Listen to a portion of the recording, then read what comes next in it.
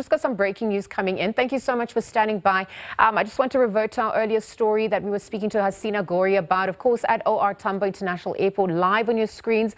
Pastor televangelist Timothy Omotoso being escorted there, just having come through the domestic arrivals on his way to international departures. He's a part of a voluntary deportation process that is set to go underway. You can see him interacting there with the SABC live on your screen. So as he makes his way from the domestic arrivals back to international departure now, we really have been looking at, the reasons for this. Live on your screens there, our reporter Hasina Gori and our camera person, of course, following there. Let's see if we can listen into what, they are asking him at this point as he makes his way.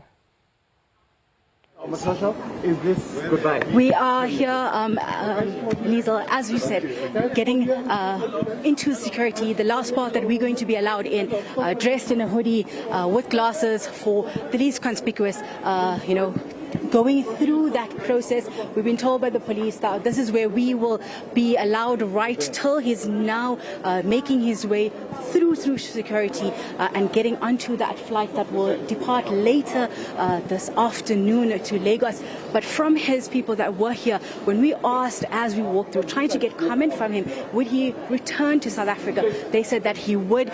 They refused to comment, really. He even refused to comment on his thoughts on the NPA appeal process that is currently underway, or really give any comment, really silent. As you saw, he's been whisking security really tight at this process, trying to ensure that there's no disruption to any of the normal happenings off of the airport. As you know, we are at the international departures here. He's been taken through one side of the area, heavy security. When he was brought in, that Mercedes-Benz being the first car, but behind that, a Kumbi full of police officers, but also plainclothes police here that have been escorting him through this entire process. When we were standing down earlier, Liesl, as we spoke live on air, he was whisked away behind us without us even realizing that he was there.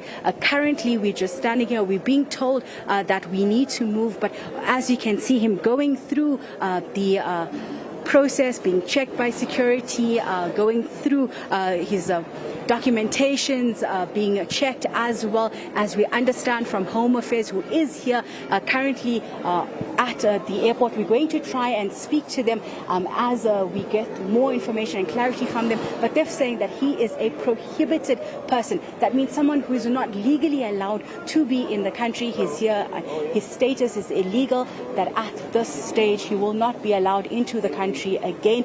But this also is dependent on that appeal process that is currently underway by the NPA. If they win that appeal, they could see him having to be extradited back into the country to stand trial. That's for the 90 charges that he was acquitted for earlier this year.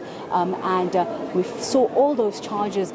He was found not guilty. He and his co-accused, the judge saying that they laid the blame directly at the feet of the state prosecution, saying they did not cross-examine the accused and that did not do due diligence on their side at this stage.